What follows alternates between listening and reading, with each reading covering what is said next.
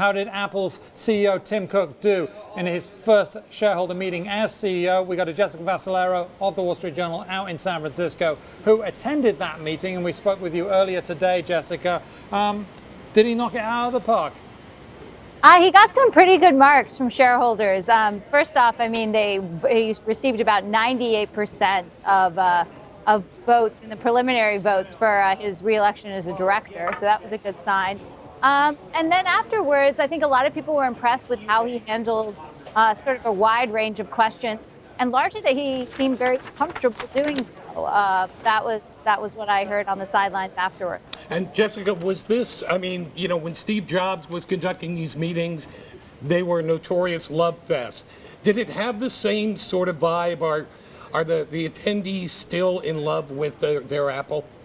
They are. Love Fest is actually pretty good. I mean, a way to describe this. Many people introduce their questions or suggestions by thanking the company, talking about how much they love the products.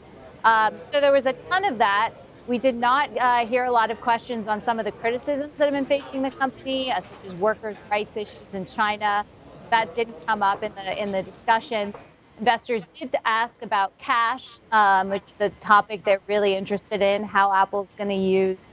It's about $100 billion in cash. But they actually approached it in almost a lighthearted way, offering suggestions for doing it, ranging from education scholarships to getting TV content. There was not a lot of animus at the company today. Go on. Jessica, was there any answer to the question of what to do with the cash, or did we dance around that topic? It's the same answer that Tim's given in the past couple of weeks at different events, which is something we're very looking at very actively. So no change in that, but clearly preparing people to expect something eventually. He did go into a little more detail about the company's thinking on a stock split, which is another idea that's come up. He went as far to say that he and Apple's CFO Peter Oppenheimer had looked at it very recently, and that they felt, it wasn't clear if it was in shareholders' interests or not. And that was sort of interesting that he sort of indicated it was something they had looked at very recently and sort of said they're in this place or where it's fairly inconclusive. Product launches, everybody loves their Apple gadgets. Any specific news on any forthcoming doodads? They were careful to avoid that.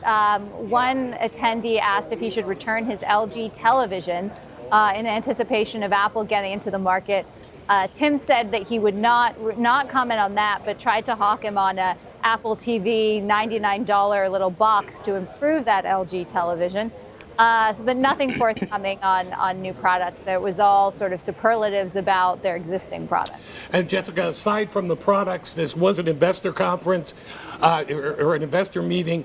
Was there any talk about where the share price is headed and how to value the company going forward? That didn't come up. I mean, I think, again, some investors thanked them for everything they were doing, so they were benefiting from the rising share price. But there wasn't a lot of thinking. I mean, besides the sort of thinking on a stock split that came up, there was one bit of news I should mention that came out, which was Apple sort of reversed itself and said they would support a proposal from CalPERS to require the majority of directors to be approved by the majority of voters, not the plurality. So going forward, starting at next year's shareholder meeting, directors will need to get the majority of votes voted at that meeting in order to be reelected. Apple had proposed this or opposed it before, saying it was sort of logistically complicated. They actually opened the meeting by saying, even before announcing the results of the vote on the matter, that they were going to just do this. And that took some people by surprise. Okay, but very quickly, in about 20 seconds, can you explain why they made that change? It's unclear. Okay. I think they saw that it was probably going to get approval and they wanted to get out ahead of it.